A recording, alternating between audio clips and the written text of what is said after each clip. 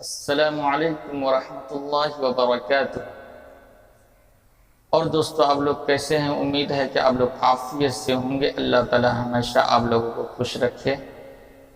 جیسا کہ آپ کو معلوم ہے، یہ ربیع الاول کا مہینہ چل رہا ہے۔ ہمارے آپ کے نبی تاجدار مدینہ احمد مصطفیٰ سرکار دو عالم صلی اللہ علیہ وسلم اسی مہینے میں اس دنیا میں اس روئے زمین پر تشریف لائے، لیکن ہم میں سے بعض لوگوں کو یہ معلوم نہیں ہے حضور صلی اللہ علیہ وسلم کی ولادت کی کون سی تاریخ ہے۔ حضور صلی اللہ علیہ وسلم اس دنیا میں کس تاریخ کو، کس مہینے، کس سال میں تشریف لائے، یہ ہمیں معلوم ہونا چاہیے، کیونکہ ہم ان کے امتی ہیں، ان کے غلام ہیں۔ ہمیں معلوم ہونا چاہیے میرے نبی، آپ کے نبی حضور صلی اللہ علیہ وسلم کس دن اس دنیا میں تشریف لائے تھے، کون سی تاریخ تھی، کون سی سال تھی۔ میرے پیارے دوستو، معلوم ہونا بہت ضروری ہے، اس لیے کہ ہمارے غیر مسلم بھائی جب ہم سے پوچھتے ہیں تو ہم بتا نہیں پاتے۔ ہم جن کے امتی ہیں انہیں معلوم، اسے معلوم ہوگا میرے پیارے دوستو۔ تو حضور صلی اللہ علیہ وسلم اس دنیا میں کس دن تشریف لائے، تاریخ کون سا ہے اور مہینہ کون سا ہے، یہ ہمیں معلوم ہونا چاہیے۔ میں آپ کو بتانا چاہتا ہوں حضور صلی اللہ علیہ وسلم کی پیدائش کی دن، ولادت کی دن کیا ہے۔ پیر کا دن ہے، یہ تو بالاتفاق، اس میں کوئی دو رائے نہیں، سب کا اتفاق ہے، لیکن ولادت کی تاریخ میں اختلاف ہے۔ حضور صلی اللہ علیہ وسلم کی تاریخ پیدائش 9 ربیع الاول یوم دوشنبہ مطابق 20 اپریل 571 عیسوی ہے، اور مطابق یکم جیٹھ 628 بکرمی کو حضور صلی اللہ علیہ وسلم اس دنیا میں تشریف لائے تھے۔ بہت سارے اقوال ہیں، ایک قول 3 ربیع الاول کا بھی ہے، ایک قول 8 ربیع الاول کا بھی ہے، ایک قول 12 ربیع الاول کا بھی ہے، لیکن معتبر قول جسے مانا جاتا ہے وہ 9 ربیع الاول کا ہے، کہ حضور صلی اللہ علیہ وسلم اس دنیا میں جب تشریف لائے تھے تو 9 ربیع الاول تھا۔ لیکن وفات بھی اتفاق ہے، اتفاق سے وفات بھی 12 ربیع الاول کو، اسی لیے 12 ربیع الاول کے دن جو ہے 12 وفات سے مشہور ہے، یعنی حضور صلی اللہ علیہ وسلم اس دنیا سے جو رخصت ہوئے وہ 12 ربیع الاول تھا۔ اب ہمیں تو دوستو حضور صلی اللہ علیہ وسلم کی وفات کی تاریخ 12 ربیع الاول ہے، اسی لیے 12 وفات مشہور ہے۔ اب ہمیں اس دن کیا کرنا چاہیے 12 ربیع الاول کے دن یا 9 ربیع الاول کے دن؟ میرے پیارے دوستو، جب ہم حضور صلی اللہ علیہ وسلم کی زندگی کو کھنگالتے ہیں، صحابہ اکرام کی زندگی کو دیکھتے ہیں، تو ہمیں کہیں بھی کچھ صراحت کے ساتھ، وضاحت کے ساتھ نہیں ملتا ہے کہ اس دن اس فلاں کام کرنا چاہیے۔ حضور صلی اللہ علیہ وسلم نے واضح طور پر کہیں بتایا نہیں، صحابہ اکرام نے کبھی جشن منایا نہیں، کیسے معلوم ہوگا؟ میرے پیارے دوستو، شریعت کا حصہ یہ نہیں ہے کہ حضور کی پیدائش پر جشن منایا جائے، یہ شریعت کا حصہ نہیں۔ حضور کی اطاعت کی جائے، قرآن کریم کے اندر سینکڑوں جگہ اطاعت کے بارے میں آیا ہے، حضور کے نقش قدم پر چلو، ان کی پیروی کرو، ان کی اطاعت کرو۔ قرآن میں کہیں بھی یہ نہیں کہا گیا ہے کہ ان کی ولادت پر جشن مناؤ۔ جشن منانے سے اللہ اس رسول راضی نہیں ہوگا، اور جشن منانے سے ہی آپ کو صرف جنت نہیں مل جائے گی بلکہ اطاعت کرنی پڑے گی۔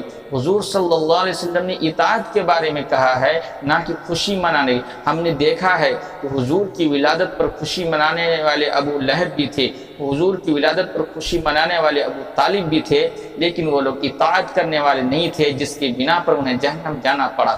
میرے پیارے دوستو، اطاعت ضروری ہے، نہ کہ ولادت۔ حضور صلی اللہ علیہ وسلم کی اطاعت ضروری ہے۔ ہم نے صحابہ اکرام کی زندگی کو دیکھا، صدیق اکبر کے دور میں 2 مرتبہ 12 ربیع الاول آیا، صدیق اکبر نے کبھی جشن نہیں منایا۔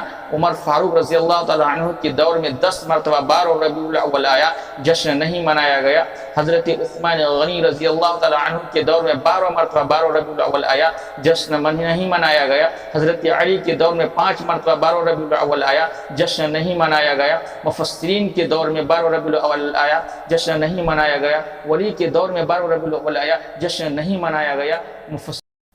ہاں میرے بھائیو، خود حضور صلی اللہ علیہ وسلم کے زمانہ میں نبوت کے بعد 23 سال 12 ربیع الاول آیا، جشن نہیں منایا گیا۔ صدیق اکبر کی خلافت کے دور میں 2 مرتبہ 12 ربیع الاول آیا، جشن نہیں منایا گیا۔ جشن منانا اگر شریعت کا حصہ ہوتا، حضور صلی اللہ علیہ وسلم صدیق اکبر کو بلاتی، عمر کو بلاتی، حضرت عثمان غنی رضی اللہ تعالیٰ عنہ کو بلاتی، حضرت علی رضی اللہ تعالیٰ عنہ کو بلاتی اور آ کر کے کہتی، عمر، ابو بکر، فلاں تاریخ کو میری ولادت ہے، اس دن تم جشن منانا۔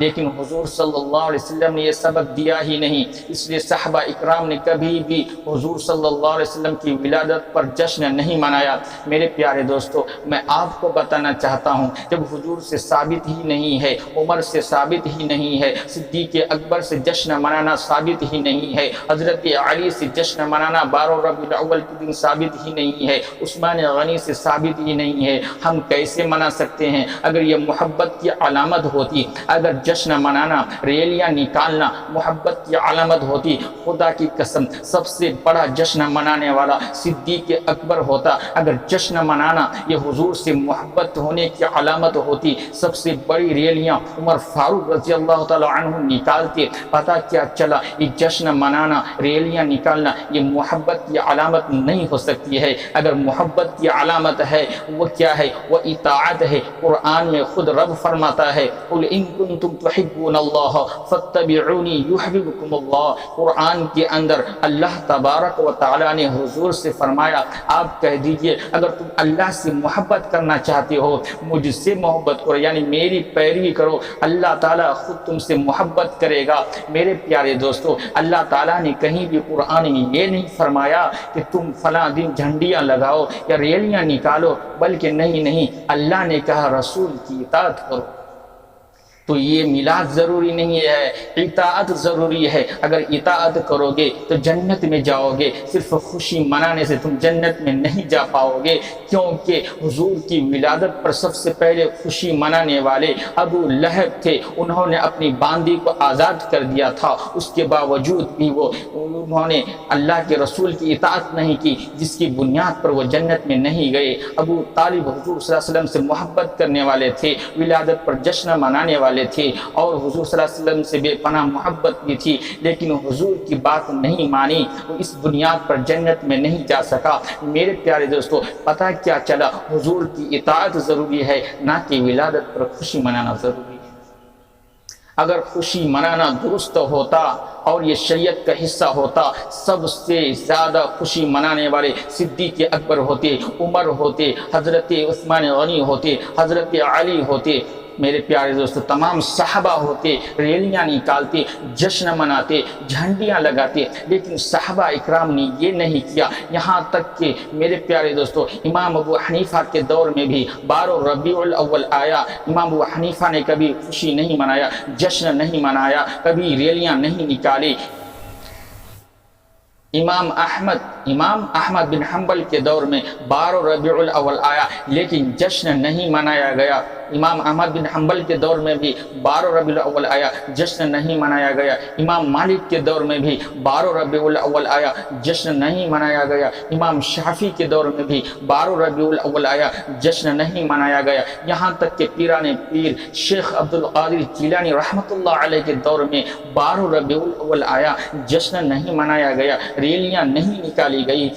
اسی طرح سے بابا فرید الدین گنج شکر کے دور میں بھی 12 ربیع الاول آیا، جشن نہیں منایا گیا۔ صحابہ کے دور میں آیا، ولی کے دور میں آیا، تابعین تابعین کے دور میں 12 ربیع الاول آیا، جشن نہیں منایا گیا۔ مفسرین کے دور میں، محدثین کے دور میں بھی 12 ربیع الاول آیا، لیکن جشن نہیں منایا گیا، کیونکہ انہیں معلوم تھا کہ ولادت پر جشن منانا یہ شریعت کا حصہ نہیں ہے۔